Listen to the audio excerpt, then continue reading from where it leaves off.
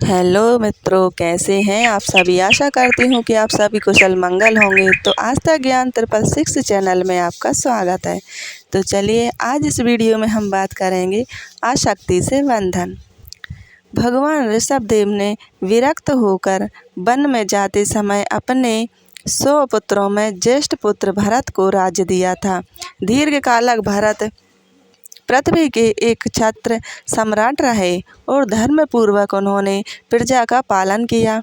उनकी पत्नी पतिव्रता एवं सुशीला थी तथा उनके 5 पुत्र प्रीतभक्त तथा गुणवान थे। सभी सेवक सचिव महाराज भरत की सेवा में तत्पर रहते थे, परंतु मनुष्य जीवन का लक्ष्य भोग तो है ही नहीं, पर भरत सोम विधान भगवत भक्त एवं विषयों में अनासक्त थे और अपने पिता ऋषभ देव से भी उन्हें देवी संपत्ति की ही प्राप्त हुई थी।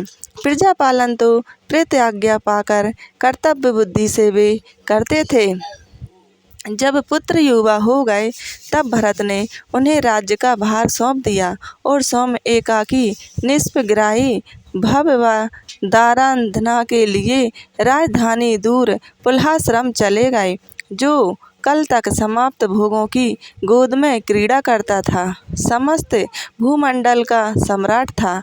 वह स्वेच्छा से वन में कठोर तपस्वी जीवन व्यतीत करने लगा।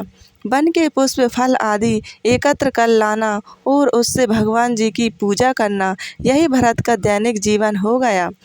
जप तप और पूजन वन में भी हो गए तो स्नान करके या पूजन सामग्री लाने भरत का पूरा जीवन आराधना में बन गया।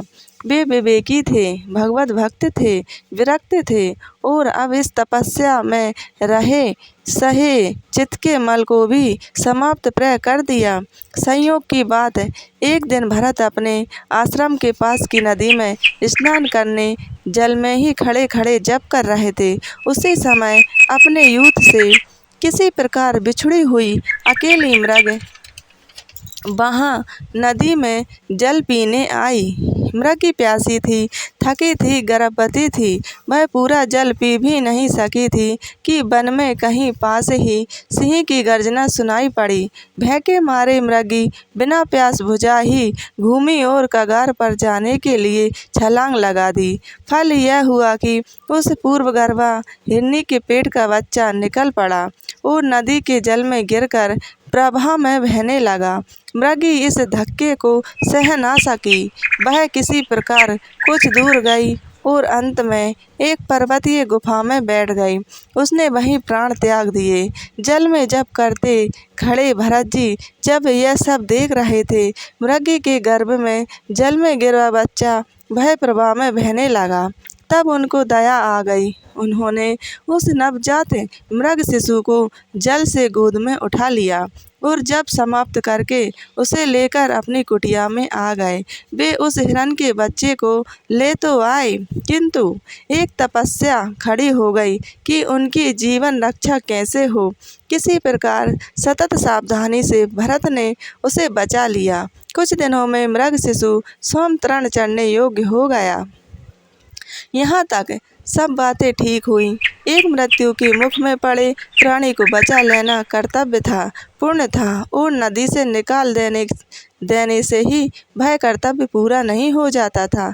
मृग शिशु सोम आहार लेने और दौड़ने में समर्थ न हो जाए, वहाँ तक उसका पालन एवं रक्षा तो सर्वथा उचित था, किंतु मन के भीतर जो माया के सेवक छिपे बैठे हैं, वे तो जीव को बांधने का समय देखते रहते हैं।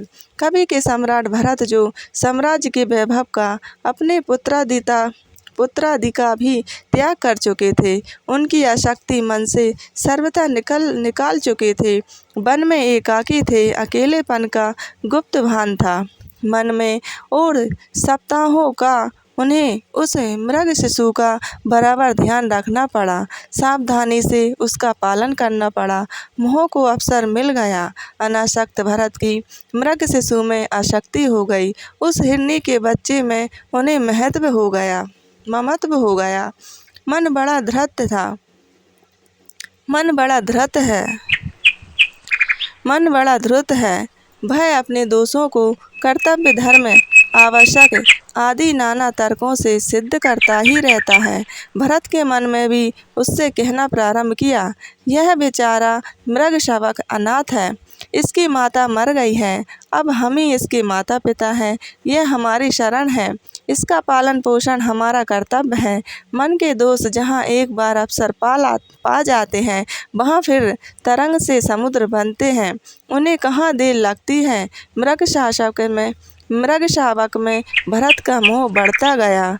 वे संध्या पूजा के बीच में उसे उठाकर देख लेते, पूजन के पश्चात उसे आशीर्वाद देते। यदि मृगशावक कहीं वन में चला जाता तो व्याकुल होकर उसकी प्रतीक्षा करते, और कुछ देर होती उसके लौटने में तो उसके सकुशल लौटने की देवताओं से प्रार्थना करने लगते। काल तो किसी बात की प्रतीक्षा नहीं करता। भरत का भी जीवन काल समाप्त हुआ और मृत्यु का समय आया। मृगशावक, जो अब मृग हो चुका था, उनसे अत्यंत प्रेम करने लगा था। मृत्यु के समय वह उनके समीप बैठा उनके ही ओर देख रहा था। भरत भी उसे बड़े स्नेह से देख रहे थे और व्याकुल होकर सोच रहे थे, मेरे बिना यह बेचारा कैसे रहेगा। इसी दशा में उनका शरीर छूट गया। साम्राज्य त्यागी, विरक्त, सशस्त्र और ज्ञानी दीर्घ कालक भगवद आराधना करने लगे। भरत मृगशावक का चिंतन करते मरे, इससे उन्हें मृग योनियों में जन्म लेना पड़ा। उनका जन्म हुआ कालींजर में एक मृगी के गर्भ से, परंतु भगवान की आराधना व्यर्थ नहीं जाती। भरत को उनकी आराधना से यह शक्ति दे दी थी कि मृग शरीर में भी उन्हें पुनर्जन्म का स्मरण बना रहा।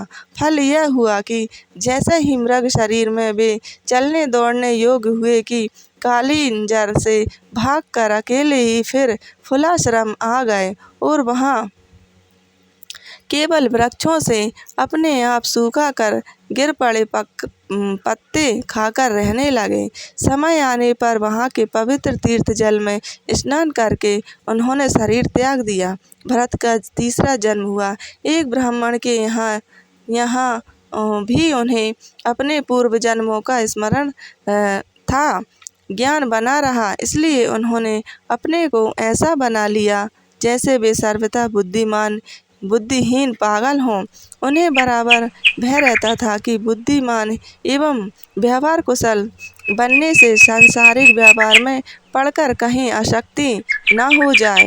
उनके व्यवहार का अटपटापन देखकर लोग उन्हें जड़ कहने लगे, इससे उनका नाम ही जड़ भरत पड़ गया। यही उनका अंतिम जन्म था।